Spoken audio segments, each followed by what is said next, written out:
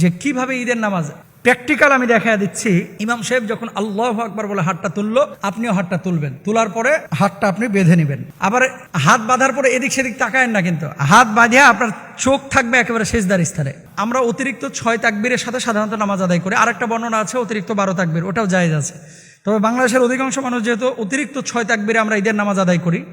প্রথমত ঈদের দিন আপনি ঈদগাহে যাওয়ার পরে ইমাম সাহেব যে আলোচনা করতেছে মনোযোগ দিয়ে শুনবেন।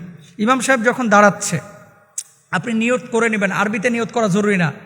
নাওয়াইতিয়ান উসাল্লি আলিল্লাহি তাআলা, হ্যাঁ, আরবা রাকাতাই অমুক তমক অনেক নিয়ত টিয়ত আছে না বাংলাদেশে। এগুলো হচ্ছে হাদিসে বাংলা বাজার, এগুলো হাদিসে নববী না।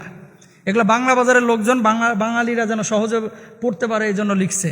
নবীজি এভাবে নিয়ত করতে বলেন নাই। আরবিতে পারলে করবেন, আর না হলে বাংলায় মনে মনে নিয়ত করবেন, আল্লাহ আমি ঈদুল ফিতরের ওয়াজিব নামাজ আদায় করতেছি। দাঁড়ায় গেলেন। দাঁড়ায় যাওয়ার পরে প্রথমেই মানুষের ভেতরটা এরকম চিপ মারা শুরু করে কিছু পোলাপানের, যে হাত কি বাঁধবো না ছেড়ে দেবো, বাঁধবো না ছেড়ে দেবো। আর কিছু কিছু লোক তো এভাবে তাকায় থাকে, মানে ইমাম সাহেব নামাজ পড়াইতেছে সামনে আর বাঁকা চোখে আরেকজনের হাতের দিকে তাকায় আছে। আর যদি টুপিওয়ালা হয়েছে তাহলে তো কোনো কথাই নাই। ধরেন একটু দাড়িওয়ালা টুপিওয়ালা যদি হয় তাহলে জানবে, আর কেউ জানুক না জানুক এই টুপিওয়ালা হয়তো বা ঠিক মতোই জানে। এর লেগে 5 জনের চোখ 10 জোড়া চোখের দিকে তাকায় থাকে যে হাত বাঁধতেছে না ঠিক। আর কনফিউশন হবে না ইনশাআল্লাহ তাআলা। মনোযোগ দিয়ে শোনেন। প্রথমত ইমাম সাহেব যখন আল্লাহু আকবার বলে হাতটা তুললো, আপনিও হাতটা তুলবেন। তোলার পরে হাতটা আপনি বেঁধে নেবেন। আবার হাত বাঁধার পরে এদিক সেদিক তাকায়েন না, কিন্তু হাত বাঁধিয়া আপনার চোখ থাকবে একেবারে সিজদার স্থানে। আল্লাহু আকবার বলে আপনি কি করলেন? প্রথমবার হাত বেঁধে নিলেন। সুবহানাকাল্লাহুম্মা ওয়া বিহামদিকা ওয়া তাবারাকা ইসমুকা ওয়া তাআলা জাদ্দুকা, ছানা পড়লেন। ছানা পড়ার পরে আবার আল্লাহু আকবার বলে ইমাম সাহেব হাত তুললো, আপনারাও হাত তুলে হাতটা ছেড়ে দেবেন। আবার আল্লাহু আকবার বলে ইমাম সাহেব হাত তুললো, আপনারাও হাত তুলে হাত ছেড়ে দেবেন। কয়বার গেল? 2 বার হাত ছাড়লেন। এবার আল্লাহু আকবার বলে ইমাম সাহেব আবার তাকবীর দিবে, আপনারাও তাকবীর দিয়ে ইমাম সাহেব হাত বাঁধবে, আপনারাও হাত বেঁধে নেবেন। আর ডান বামে তাকাবেন না, তাকাবেন হচ্ছে নিচে নিচে সিজদার স্থানে। এবার ইমাম সাহেব হাত বেঁধে নিল। তাহলে প্রথম রাকাতে হাত ছাড়ছেন কয়বার? 2 বার। মনে রাখবেন প্রথম রাকাতে কয়বার? 2 বার হাত ছাড়ছেন। ইমাম সাহেব সূরা ফাতিহা পড়বে, সূরার সাথে সূরা মিলাবে, আপনারাও সূরা ফাতিহা শুনবেন এবং সূরা মিলাবেন। এখন আবার অনেকে প্রশ্ন করবে, হুজুর আমরা কি সূরা ফাতিহা পড়বো কিনা? এটা ইখতিলাফি মাসাইল, মানে সূরা ফাতিহা আপনি পড়বেন কিনা। ইমামের কেরাতি আপনার জন্য যথেষ্ট। তবে সূরা ফাতিহা ইমাম সাহেব পড়ার পরে যখন বলে আলহামদুলিল্লাহ রাব্বিল আলামিন, এই যে গ্যাপ দিচ্ছে, তখন আপনি আলহামদুলিল্লাহ রাব্বিল আলামিন বলে ফেলবেন। মানে ইমাম সাহেব যখন ওই যে আয়াত শেষ করতেছে, 1 নাম্বার, এটা একটা রায়। ইমাম সাহেব যখন আয়াত শেষ করতেছে আপনি তখন বলতে পারেন, এটা হানাফি মাযহাবের একটা রায়। তবে আপনি যদি নাও বলেন, নাও পড়েন, আপনার নামাজ হয়ে যাবে।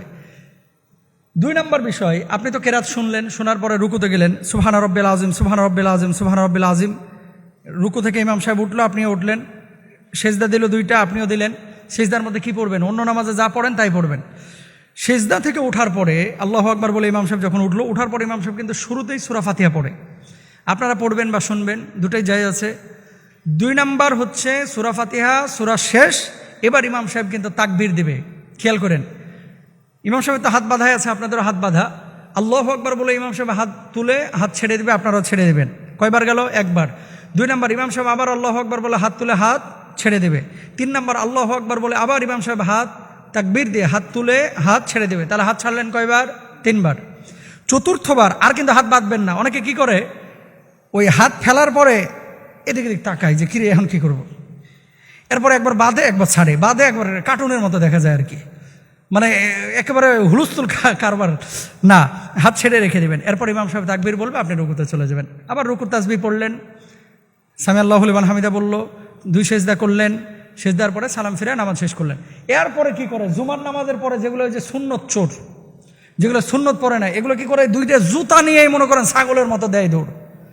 ঈদের নামাজের খুতবা কিন্তু পরে, এটা শোনা আপনার জন্য ওয়াজিব। যদি এই খুতবা না শুনেন আপনার গুনাহ হবে ওয়াজিব তরকের কারণে। কেউ খুতবা না শুনে বাড়িতে যাবেন। আর ইমামদেরকেও আমি বলবো যে শক্তভাবে আপনারা হ্যান্ডেল করবেন এগুলা। ওই কি করে সভাপতিও খুশখুস করে, কারণ টুপি ছাড়তে হবে, কালেকশনের বিষয় আছে। যত কালেকশন সব হচ্ছে খুতবার পরে। খুতবার আগে টুপি নিয়ে যেটা উঠবে এটার বসায় দেন, যেটা রুমাল নিয়ে উঠবে এটার বসায় দেন। লোভ সামলাইতে পারে না যে আজকে এত মুসল্লি, আরে একটা টান দিলেই তো 20-22 হাজার উঠে যাবে। সভাপতি সাহেবের নামাজ হয় কিনা, সেক্রেটারি সাহেবের নামাজ হয় কিনা, এটাও সন্দেহ আছে যারা এরকম আর কি টেন্ডেন্সির। আরে ভাই, যেটা নসিবে আছে এটা আসবে তো, এটা তো আপনার বাড়ির টাকা না, ঈদগাহের টাকা বা মসজিদের টাকা, এত ভাবার কি আছে?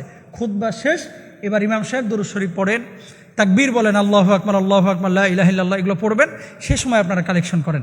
এ হচ্ছে ঈদের নামাজ। এর চাইতে সহজ করে আর বোঝানোর কোনো কায়দা নাই। আল্লাহ আমাদের সবাইকে বোঝার তৌফিক দান করুন।